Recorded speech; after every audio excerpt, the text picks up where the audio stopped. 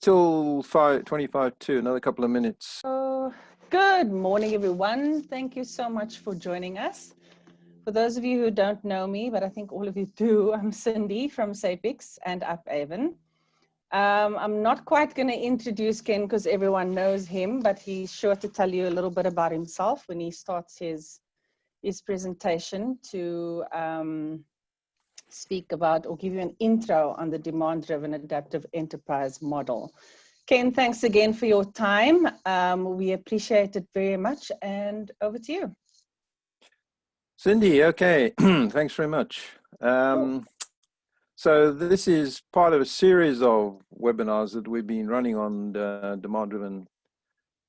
We started off with precisely wrong, which gears to why we have problems with the current planning systems we've been using for the last 50 years.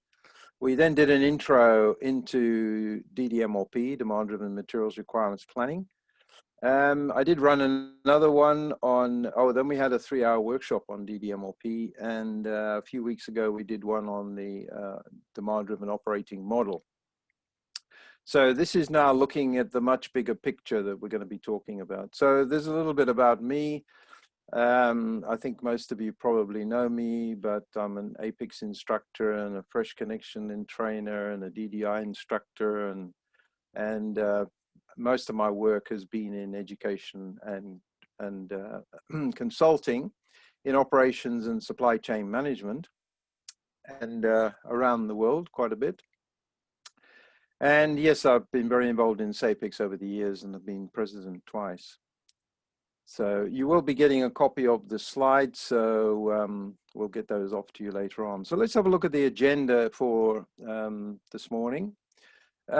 First question is, do we need to become demand-driven? And what are the leadership challenges that we're finding in this VUCA world that we're living in today? One of the key things top management needs to be looking at is striving for coherence with these 3 key things that we have in our business: working capital, customer base, and contribution margin. And what about flow and the missing elements of flow? Why is flow so difficult to implement in our organizations? And I think there are 2 reasons for that, and we'll cover those. And then we'll spend quite a bit of time on the 4 requisites for relevant information, because that's the most important part, is getting relevant information up the supply chain so we can get relevant materials coming down the supply chain. So there are 4 things we need to do, and one of them is understanding relevant ranges, implementing flow-based operating models, which is the last webinar that we spoke about, and then implementing flow-based metrics, and lastly, this tactical reconciliation, this bidirectional tactical reconciliation between these. And then, of course, there's the 5-stage demand-driven adaptive enterprise maturity model. So what is demand-driven? Well, demand-driven definition is sensing changing customer demand and then adapting planning and production while pulling from suppliers all in real time. This definition was put together by Carol Patak at People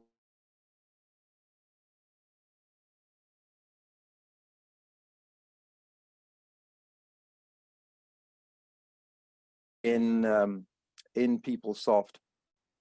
PeopleSoft were just about to launch their demand-driven module in about 2006, and there was a hostile takeover by Oracle, and Oracle canned the whole thing, and so Carol and Chad then started the demand-driven institutes and started to promote the whole concept of demand-driven. What demand-driven doesn't mean is better forecasting. However, that doesn't mean to say we should stop forecasting and demand management. We need to have very good forecasts going into the future, but we're not going to use them in our operations. We're going to use them in tactical and strategic areas of the business. It doesn't mean making everything to order, because we can't do that. Many or most of the products we have to be on the shelf in the supermarket. It's not about simple pull, and it's not about having inventory everywhere. So do we really need to be demand driven? Oh, by the way, I've slipped this slide in here as well. Any of you that have got Apex or DDI certifications, all the webinars that we've been running, they are valid for one professional development point. So if you need to maintain your certifications, then make sure you keep a list of these points as they come up. If you're interested in a book that covers this subject, I think it was about nearly 2 years ago that Carol and Chad published this book, The Demand-Driven Adaptive Enterprise, Surviving, Adapting, and Thriving in a VUCA World. And I'm actually quite interested to see that they use my quote from Amazon. I think it was one of the first people to put a thing on Amazon about the book. It's not too long, it's not too deep, but explains to management and the executive of any company working in the supply chain why they're battling to succeed with current planning and control systems that were developed 50 years ago, and why they need to change and what they need to change to. So get a copy of that book. It's really, really worthwhile.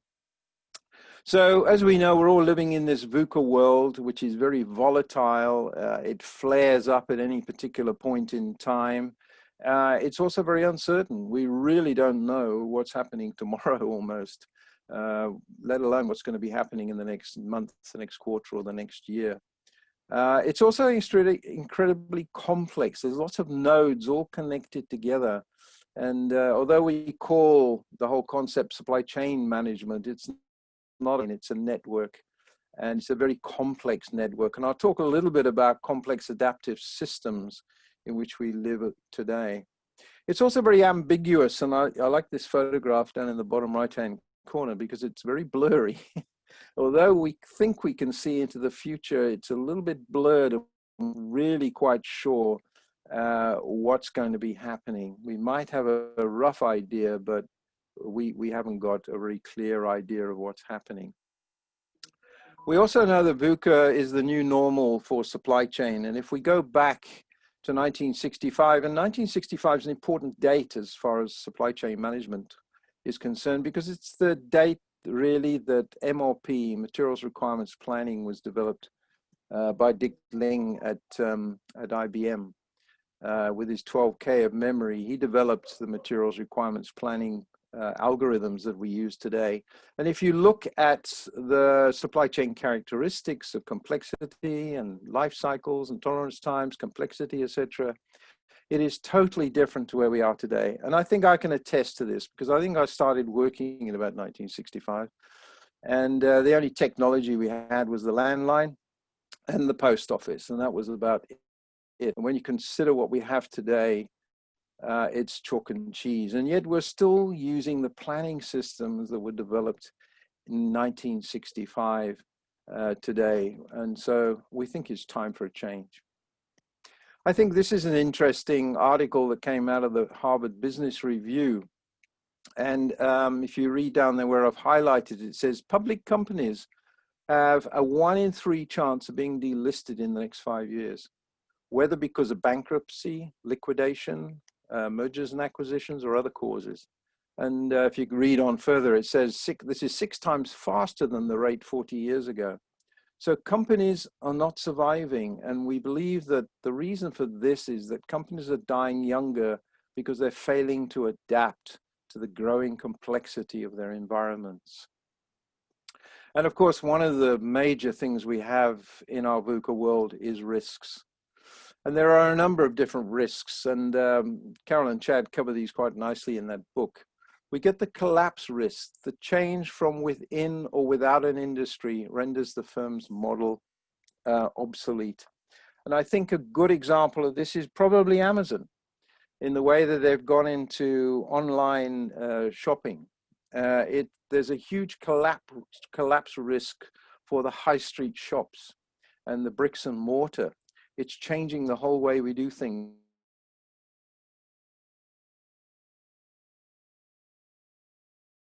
Online. We get the contagion risks, shocks in the business rapidly affect other parts of the business. And I think Chad gives a good example there that in 2018, Ford, they make the Ford F-150, what we would call a bucky, they call it truck, One of the suppliers had a fire and it stopped the whole production line for several months at the Ford plant there for the F-150. So a small little thing can have a major effect on your business. Then we get the fat tail risks, rare but very large shocks. And that's what we've been going through recently with this COVID-19 pandemic. But we get other ones. We get natural disasters, earthquakes, hurricanes, floods, terrorism, either political turmoil. Discontinuity risk. The business environment evolves abruptly in ways that are difficult to predict. And I think that my own personal life, it's been affected because I used to get on airplanes and go and fly and stand in front of people and tell them all about this lovely stuff. And I can't do that anymore. And so my business environment is evolving now. I have to do this online. Obsolescence risk. The enterprise fails to adapt to changing consumer needs and competitive innovation. And yeah, there's, I think, a lot of those. I think the great one Chad brings up in the book there is about BlackBerry. You know, how BlackBerry was a great phone. I mean, I had a couple of them, fantastic. But Apple came along and Android came along and basically made them obsolete overnight. And then we get the rejection lists. Participants in business ecosystems reject the business as a partner. And I think the social media has a great effect on here. And we have a very good example of that in South Africa at this very moment in time. This mission in KwaZulu-Natal that makes Aquila water, they've got some bad press. Whether it's true or not, nobody knows. But now all the large supermarkets have stopped listing their products on their shelf. And so we get this rejection risk. So huge risks out there in this VUCA world we're living in. We also need to look at the organizational vital signs in a company. And there are three of them. We get working capital. That's our inventory and cash and credit. And that's a very important vital sign in our business. We need good working capital. We need good contribution margin. That's the cash generation rate. At what rate do we generate cash in the business? And then, of course, we have our customer base, which is all about market share, sales, service, and quality. And we want these to be in what we call in coherence in the center of this circle here. As any one of these three things start to get out of kilter, they start to get to the edge of chaos and collapse.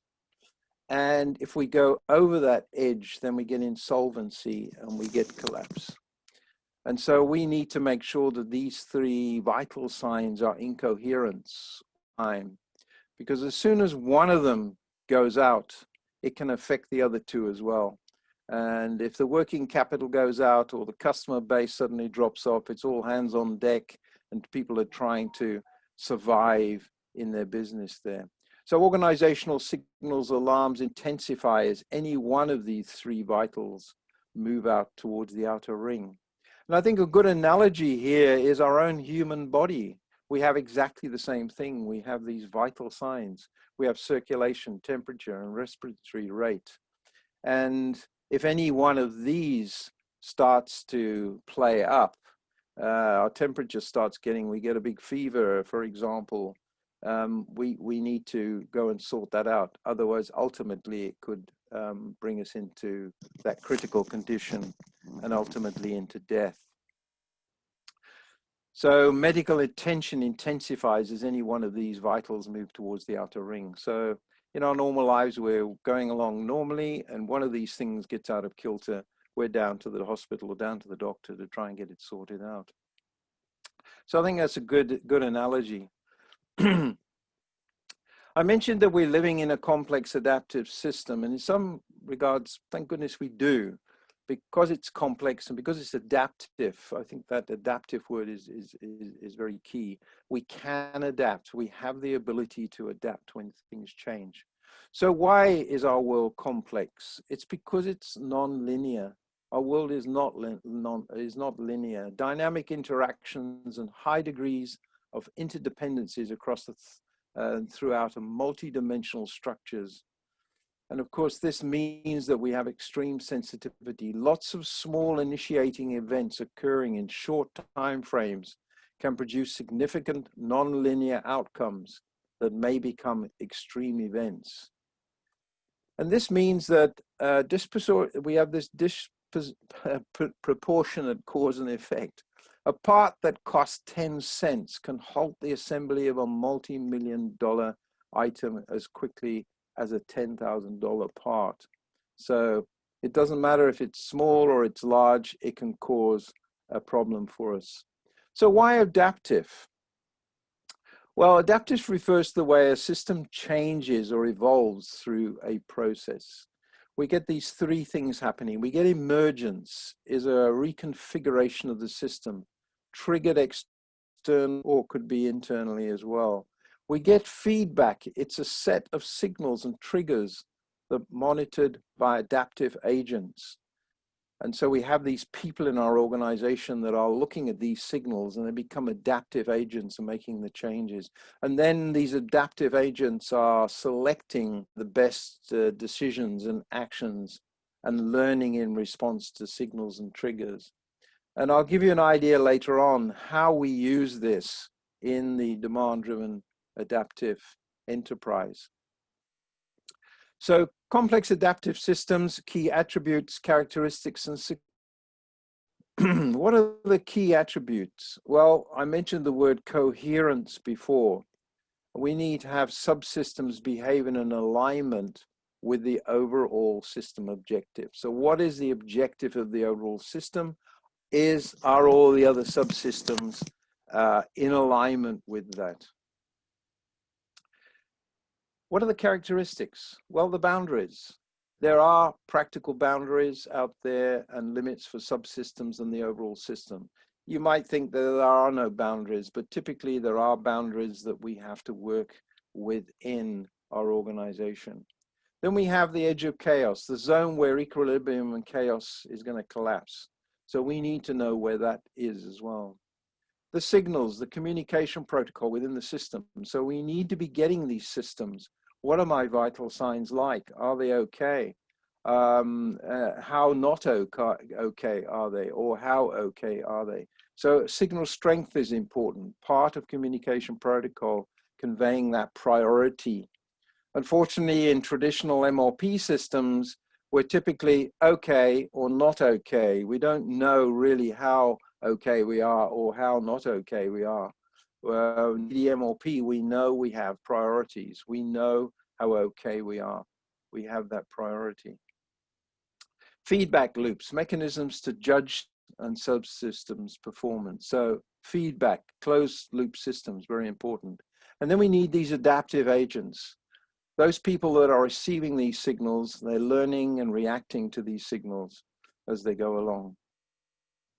And then the success factor of all this, of course, is all about resilience. And we hear all about resilience today in the world we're living in. It's the ability to maintain or restore system equilibrium through these large shocks. And it's going to companies that have this resilience that are going to move through successfully. So what about coherence? What is coherence in our business? Flow, it's the coherence to flow.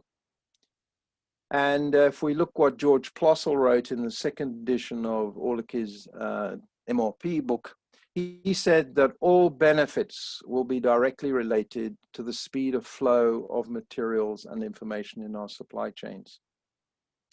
He put this down as the first law of supply chain management. Carol and Chad have actually modified it very slightly and said it's related to the speed and flow of relevant materials and relevant information. I'm sure George meant that when he wrote this first law of supply chain, but I think that makes it a little clearer because we need to be sending relevant information up the supply chain so that we get relevant materials coming down. So we know that when flow occurs, service is consistent and reliable. And when a system flows well, we get good service. Revenue is maximized and protected when we have good. Inventories are minimized with flow. expenses and ancillary and or unnecessary are being minimized if we have flow.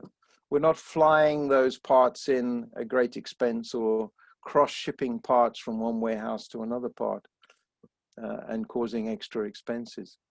Cash flow also follows the rate of product flow to the market demand. So cash flow, very important part of your business. So protection and promotion of flow is going to maximize our return on investment. So what about explaining flow? What is flow? Well, as we get an improvement in flow, we get an improvement in cash velocity, which gives us an improvement in net profit divided by the investment we've made, which gives us a greater change in return on investment. Okay, so flow is the rate at which a system converts materials to products required by a customer. That last section is very important. Products required by a customer, not products that we make because we have spare capacity in the plant and we fill up warehouses. So it's only when we sell something to a customer do we get flow. Cash velocity is the rate of net cash generation. Sales dollars minus truly variable costs, okay, minus the period operating expenses. So we're looking at cash velocity. So we have flow, greater flow gives us great cash velocity. And of course, net profit divided by investment is our equation for the return on investment. So quantifying flow, well, we know if we look at throughput times lead time, gives us our work in process, or you can change the formula around where work in process divided by lead time equals our throughput, or work in process divided by throughput gives us our lead time. So throughput is the flow there. And the flow and the company vitals. We know that if flow is happening in our organizations, it's a direct contributor to all these three vital signs in our business: working capital, customer base, and contribution margin. So when things flow well, costs are under control.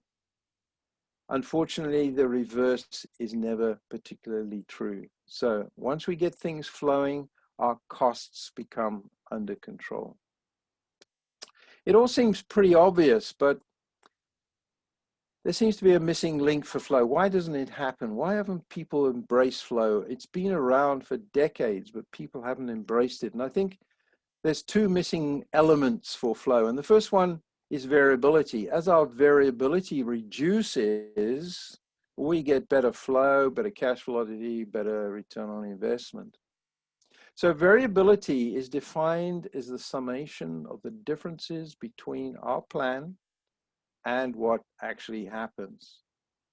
And there is always variability. We cannot get rid of variability. It's always going to be there, but we can reduce it. Secondly, we've got visibility. Visibility is defined as relevant information for making decisions, okay? And as visibility goes up, variability goes down. Visibility goes down, variability goes up. And I think a perfect example of this is actually on our roads. You know, every time we drive to work or we drive into town, there's variability. And it can be great during the rush hour, or there could be an accident, or the traffic lights might be out. But once we start getting visibility of what's happening out there, that's relevant information. I can change my route. And I just love the apps we have on our cell phones today, the Maps apps. It's showing you where there's a problem on the road. So we have visibility. We have relevant information such that we can make a decision to change our routing and thereby reduce the variability on our journey to the office in the morning. So I think that's a great analogy where we have variability and we can't get rid of it, but having that visibility, that relevant information can help us make the right decisions. So the big question becomes, how do we gain that visibility to relevant information in the VUCA environment in order to best manage our flow? Well, I mentioned there are 4 prerequisites for relevant information. And number 1 is understanding relevant ranges. We'll talk a little bit about that. Number 2, implementing a flow-based operating model. Number 3, tactical reconciliation, that bidirectional tactical reconciliation between our relevant ranges. And then lastly, we must implement flow-based metrics. So let's have a look at these 4 prerequisites. Number 1, relevant ranges. And I think this picture on the left-hand side is really relevant here. We're driving down the road and we have relevant meters in front of us. We have maybe a kilometer or so in front of us. And then we have this big mountain. That's our strategy. So operationally, we are looking at, should I steer left or right? Is there a pothole a few meters in front of me to miss? So I'm making those operational decisions in my relevant range, but I'm also thinking a kilometer or 2 down the road and saying, there's a T-junction coming up. Am I going to be turning left or am I going to be turning right? But then I'm also looking at the bigger picture, because I'm looking at this mountain in front of me and saying, well, what is the best route do I think to get across this mountain? How do I get to my destination in the long range? So I think that picture is pretty relevant in what we're talking about here. So relevant range is the time frame in which assumptions are valid. The assumptions and information that are valid and relevant will differ in these ranges. And trying to force fit irrelevant assumptions into the wrong ranges will lead directly to distortive information. So on the left-hand side here, forecasts are relevant in the long range, but not in the short range. Fixed costs are variable in the long range, but not in the short range. And a works order delay is relevant in the short range, but not in the long range. And a machine breakdown is relevant as well. But the boss isn't going to be worried about it when he's trying to work out what the strategy is into the future. All right, so different relevant ranges are typically utilized by different people within the organization. So we need to have these strategic relevant ranges, the tactical relevant ranges, and the operational relevant ranges. And they're all going to be slightly different. Number 2 is a flow-based operating model. And there was our formula for flow. Increased flow gives us increased cash velocity, increased return on investment. And flow-based models are nothing new. They've been out there for ages. Economics, mathematics, factory physics, management accounting, which seems to have disappeared out of our organizations, were also about flow. George Plossel. MLP was originally developed to help flow. Ellie Goldratt, theory of constraints, is all about throughput.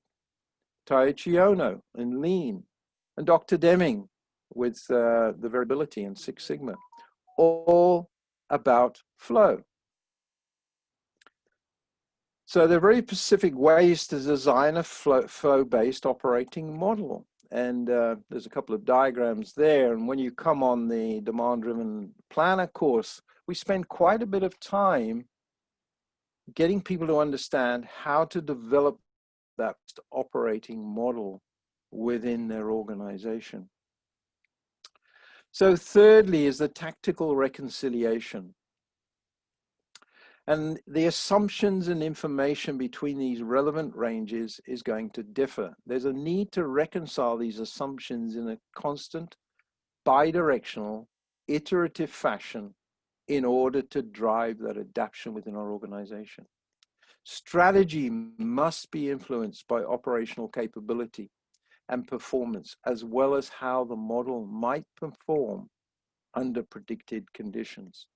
An operational capability must be influenced by predicted conditions and or strategic exceptions in future time periods. And then lastly, we need these flow-based metrics. Any suite of flow-based metrics must take into account the other three prerequisites. The metrics must fit the range. So don't go down to the guy on the factory floor and say to him, I need you to increase your return on investment, because he won't have an idea what you're talking about. So we need to have metrics that support each other and fit the range. The metrics must fit the flow-based operating model, so we must have flow-based metrics. The metrics must be reconcilable between ranges, and force-fitting flow-based metrics will directly lead to conflicts and distortion through the organization. It'll obscure that relevancy. And in fact, when I look at businesses, we have flow-based, cost-based metrics in the same environment, and they're just fighting against each other all the time. So what is this demand-driven adaptive enterprise model that we've been talking about? What does it comprise of? Well, it comprises of, on the left-hand side, we've got an operating model. In the middle there, we've got the tactical demand-driven S&OP process. And on the right, we've got the adaptive strategy adaptive S&OP process. From the adaptive S&OP process, we get business plans and parameters coming down to the tactical demand-driven S&OP process. Business plans and parameters, and we create model configurations. Now, this is different from the traditional way in which we run our businesses. At this point, we have developed a master production schedule, which has gone down to the factory. We don't do that anymore. We have model configurations which go down to our demand-driven operating model. The model then feeds back variance analysis. How is the model working? How stable is it? How reliable is it? How fast is it working? That information comes back to the demand-driven S&OP tactical process, and we make changes. We can improve it. But also, we're in the tactical demand-driven and SOP process. We are looking at scenarios in the future. So this is where our forecasting comes in here. Down here. This is our forecasting and demand management comes in here. We take this operating model and we project it into the future based on the demand plans that we have in our forecasting system. And we look at scenarios going into the future. Those scenarios then can feed back these model projections, innovations, and strategic recommendations to this strategic adaptive S&OP process, which then starts sending down new business plans and parameters, and we start reconfiguring our operating model, etc. So we have this bi-directional process, which we have never, ever had before. Of course, the demand-driven operating model on the left here is being driven by actual demand, and we have the strategy over here being driven by market innovation. So what about the relevant ranges in this demand-driven adaptive enterprise model? As we can see here, we've got these strategic, tactical, and operational ranges.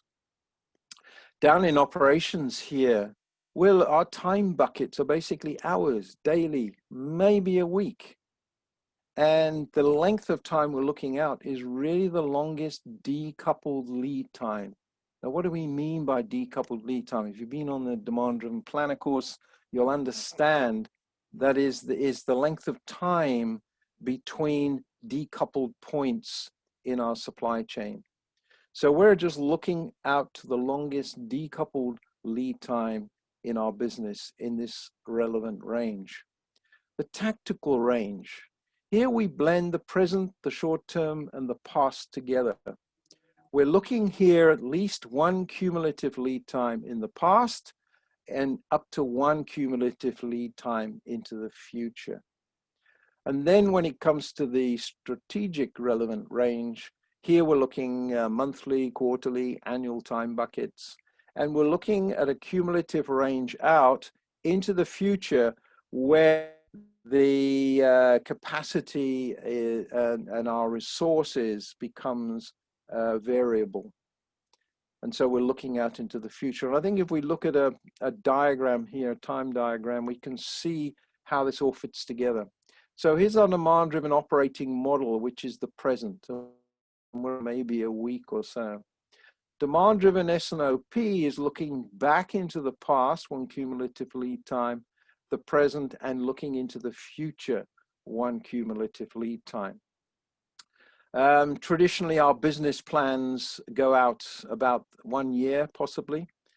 Our strategic plans maybe go out 2 to 3 years.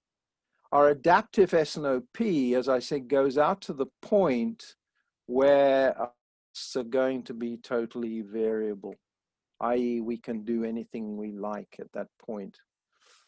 Right, so that just gives you an idea of how the relevant ranges in the demand-driven adaptive enterprise would fit into your particular business.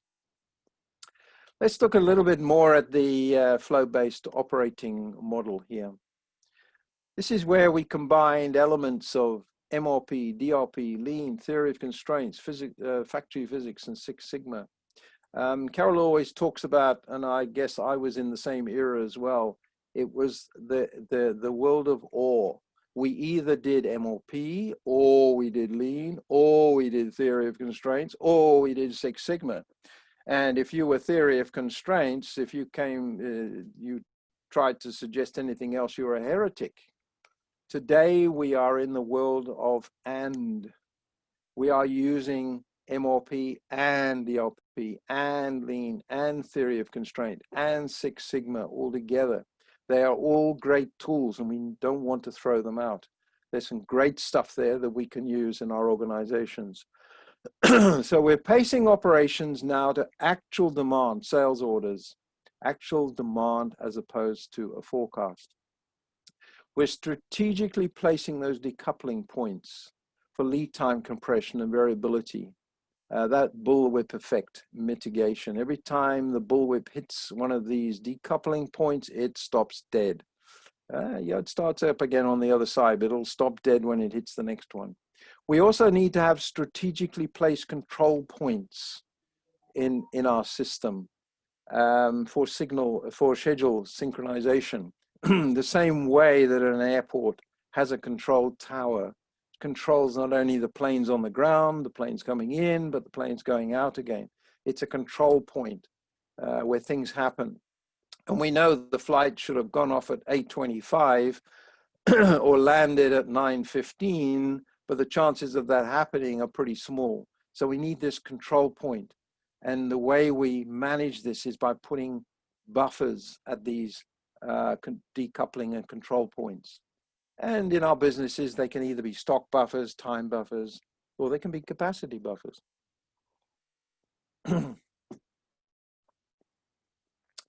So in a flow-based operating model, and if you came on the last webinar I did, we went into this in a lot more depth. We have the demand-driven MRP, and I think this is the first time we've mentioned demand-driven MRP.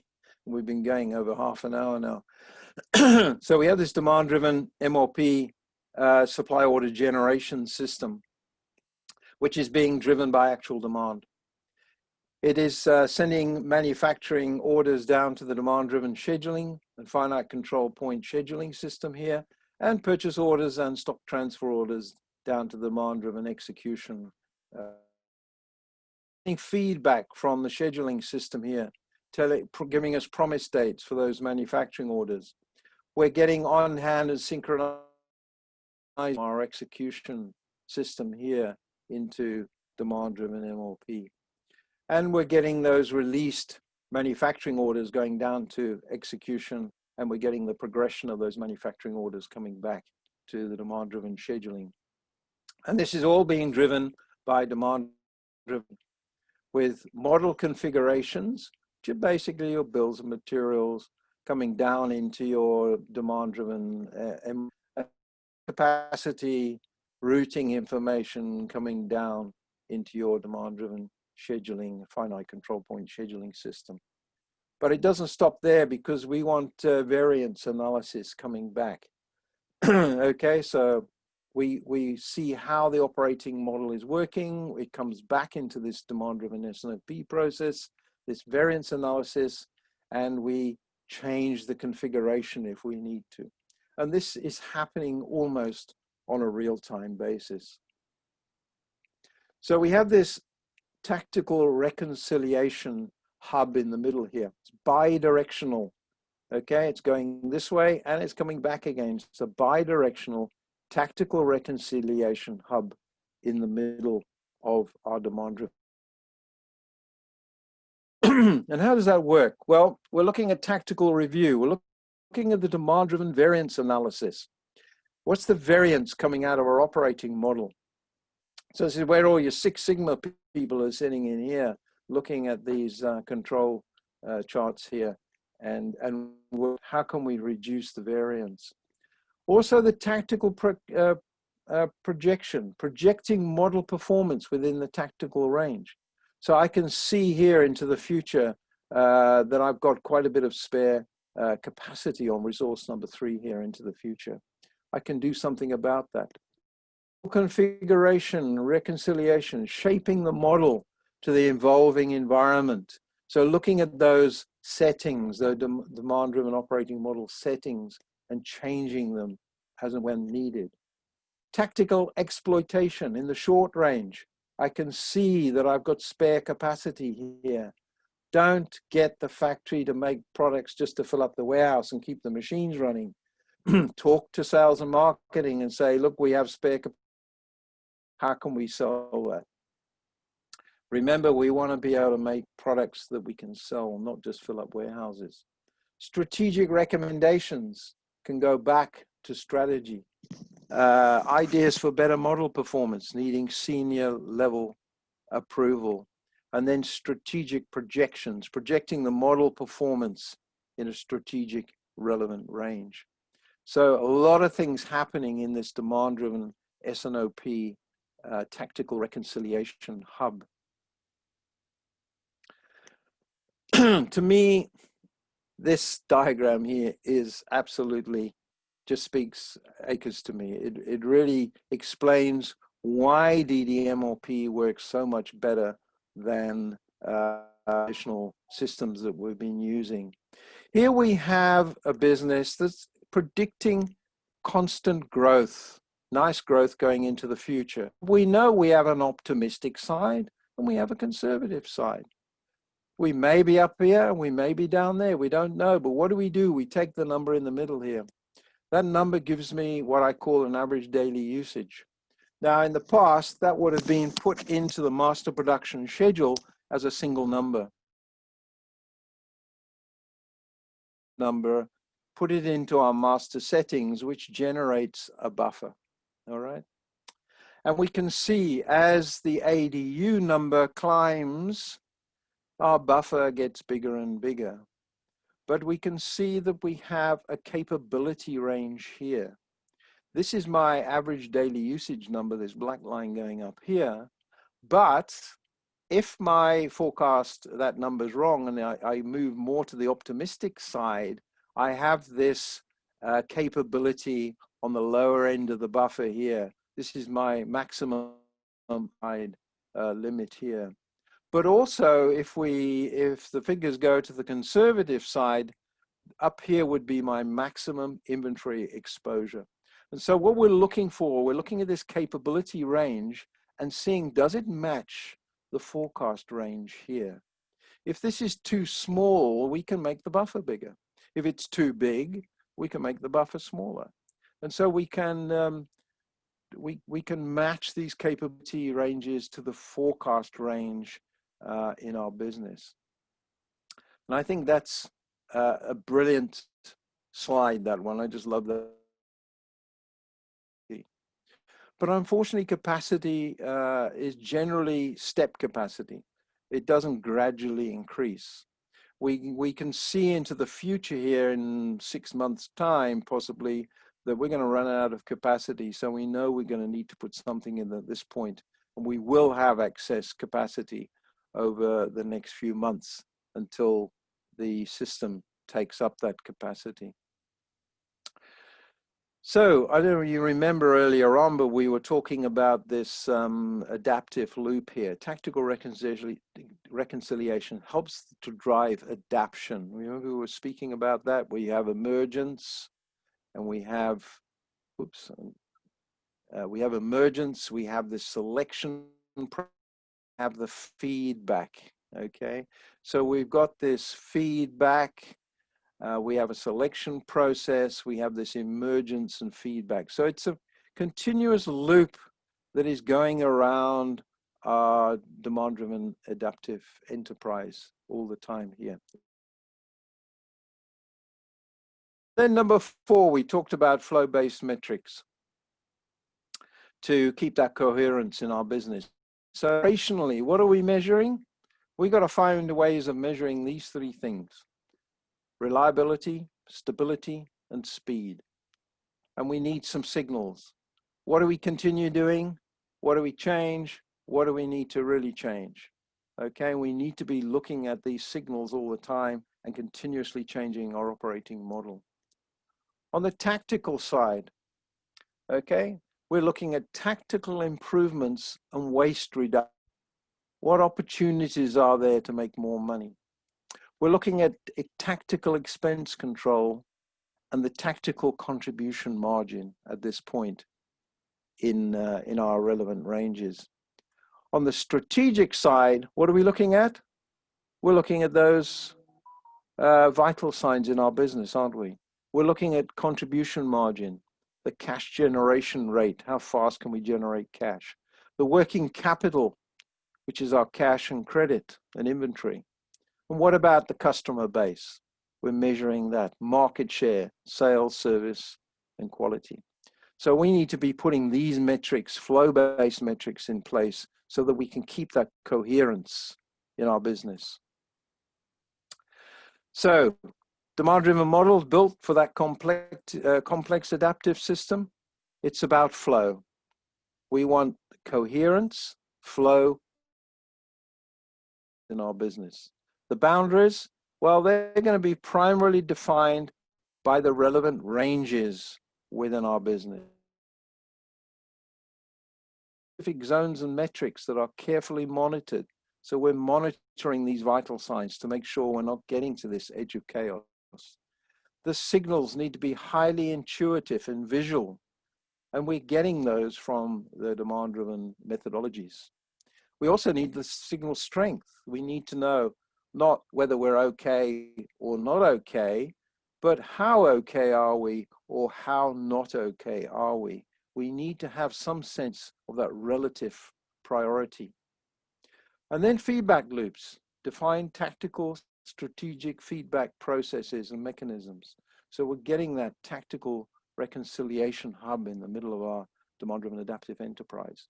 And then we need those people, those adaptive agents, and they're typically sitting in that demand-driven S&OP process there.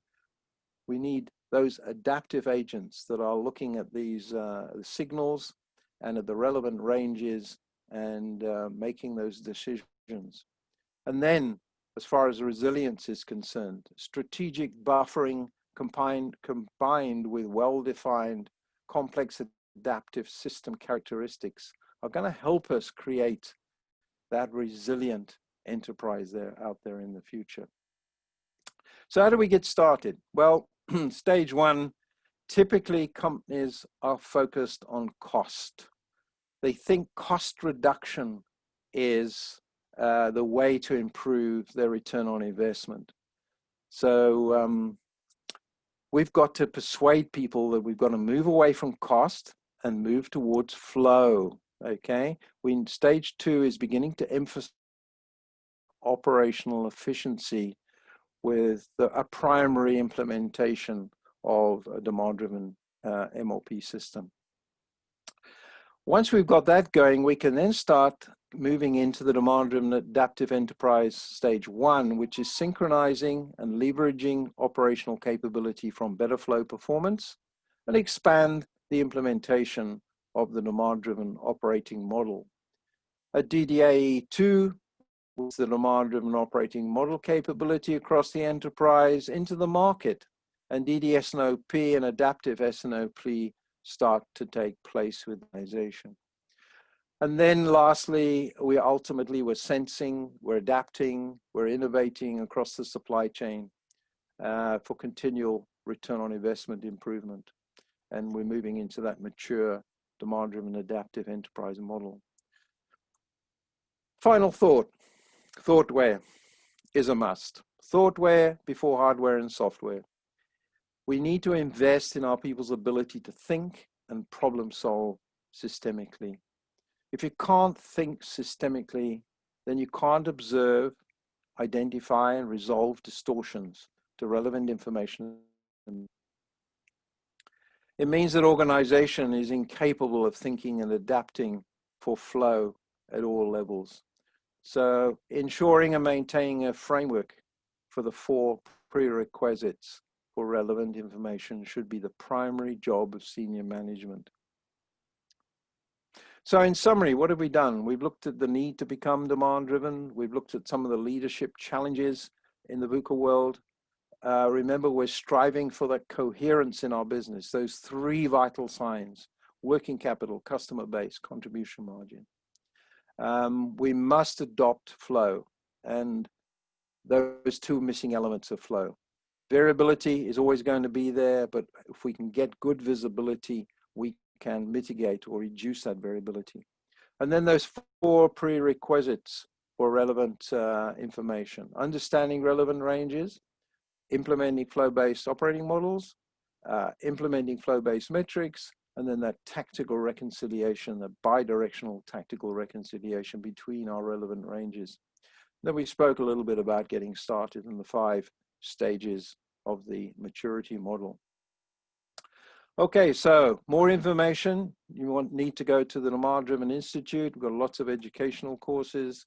There's the website. I've said it before, go and sign up, okay? And then you will get a lot more access to different information here on the on-demand tab. Lots of webinars, information on the methodology, all about the education and certification programs. If you're interested in software, here's the compliance software. Yeah, we are planning to run a demand-driven, SUPIX is running a demand-driven planner course, okay? It's going to be 1st and 22nd of October. I'll be using the later version of the material, version 3. It's just been released, in fact, yesterday.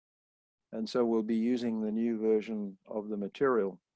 And the Demand-Driven Planner program, remember, is designed for planning, purchasing, supply chain professionals responsible for implementing and maintaining the DDMRP implementation.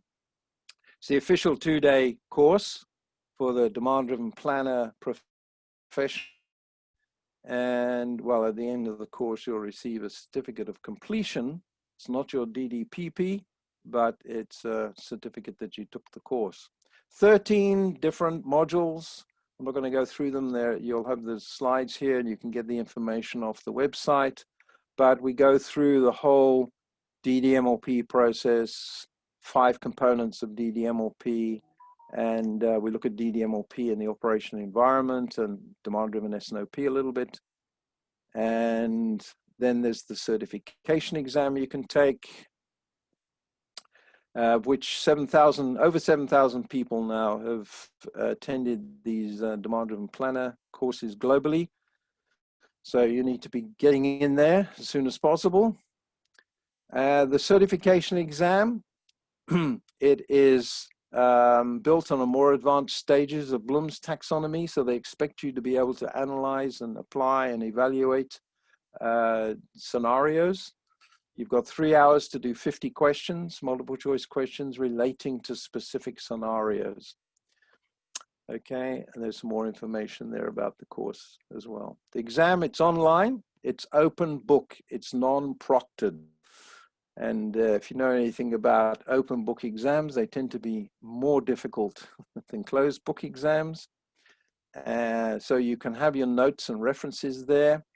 I encourage my students to have some spreadsheet programs on a second laptop. So you're writing the exam on one laptop, you've got some spreadsheets you've set up on another laptop, and well, there is a calculator in the testing mechanism as well. But if you fail, that's also encouraging. Current pass rate for the certification exam, professional exam, is 69%. So you're tough when you go in there. Books. If you want to know more about DDMRP, this is the DDMRP book, 3rd edition. There's the book I mentioned about the demand-driven adaptive enterprise. If you do the demand-driven leader course, this is the book that we tend to use for that one. Excellent book, demand-driven performance using smart metrics. Deborah and Chad Smith give very good indications of the stupid way that we measure our businesses. A really eye-opener book. I'd recommend anybody to read that. If you want more information on demand-driven, you can look me up on YouTube. I've got lots of videos on YouTube there you can have a look at. And yeah, if you need to know more information, you can contact us at Demand-Driven Africa. There's the website, demanddriven.coza. And if you need to get a hold of me, there's my telephone number and my email address. So, Cindy, do we have any questions? Is there anybody still there? There are still people in the audience. Ken, thank you very much for that. I see that, yeah. I am looking at the chat and I don't see any questions though. Are there any questions out there for Ken? Anyone? I've stunned them all into silence. I can see that. By the looks of it, yeah. Ken, I actually do have a question. It's not related to your presentation, but we have earmarked 14 October for your DDAE workshop. Yes. There's that one as well. That's a longer workshop. Correct. Which covers what we've just done in a lot more detail. Absolutely. Correct. I forgot about that one. Yeah. No, that's fine. I just wanted to double check and obviously let everyone know here. 2 questions in the chat. I just saw that from Andre Kester. Ken, how are the buffers calculated? Okay, have you got 2 days? I can go through that with you. It's not that complicated really. In fact, if you go back to the website here and look at, I can't get back. If you go back to the Demand Driven Institute website, go to the methodology, you'll find some information. Oops, there we go. If you go to the methodology tab here, you'll find some information there. But quite easily, we use an average daily usage. We use lead time factors. We use variability factors. So your yellow zone is going to be the lead time multiplied by the average daily usage. Your green zone is going to be calculated in 1 of 3 ways. It could either be an economical order quantity, it could be based on a cycle, or it could be based on the lead time factor.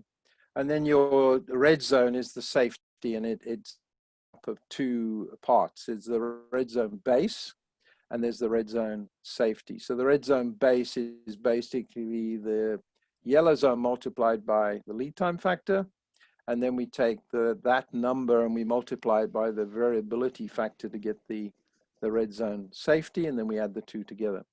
So I'm not sure, Andre, whether that answers your question, but if you come on the DDP course, we spend a lot of time developing the buffer, showing. Thank you, Ken. Andre, I hope that answered your question.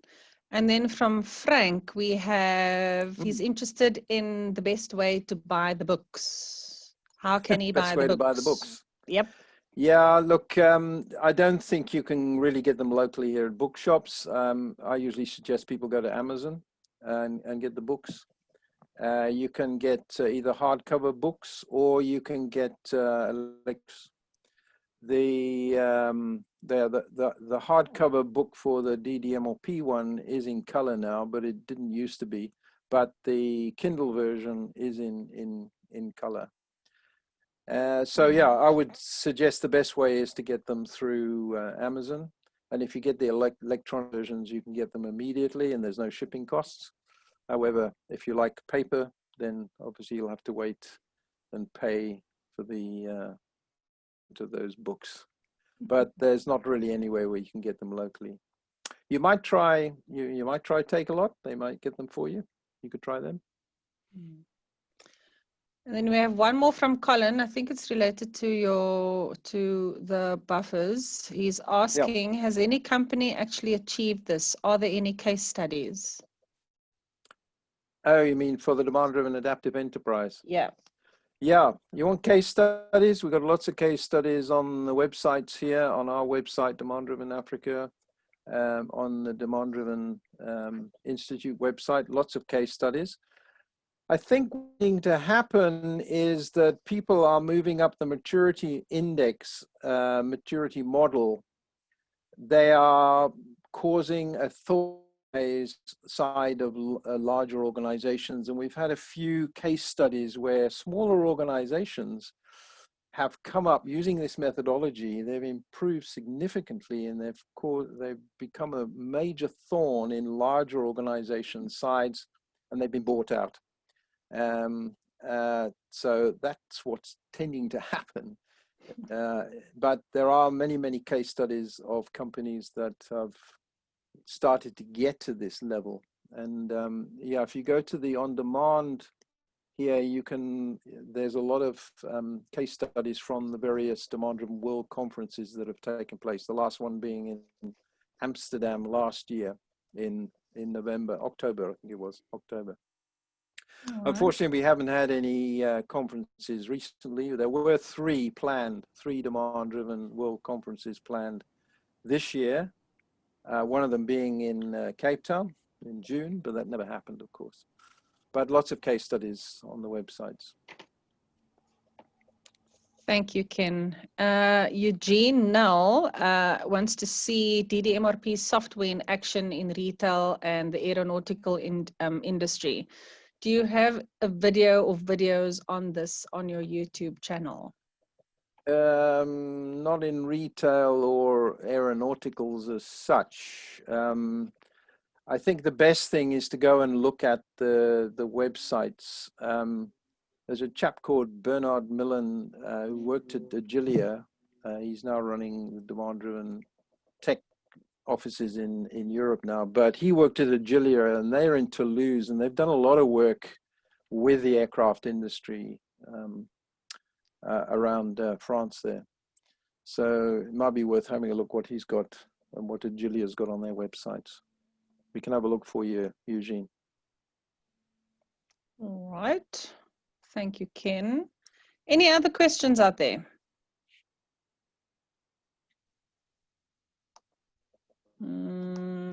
Doesn't look like it. I've got a question. Bill. Bill, yeah. See, I am still awake. Ballpark figure, average size company, implementation cost from start to finish. Is it possible to get that? Well, it's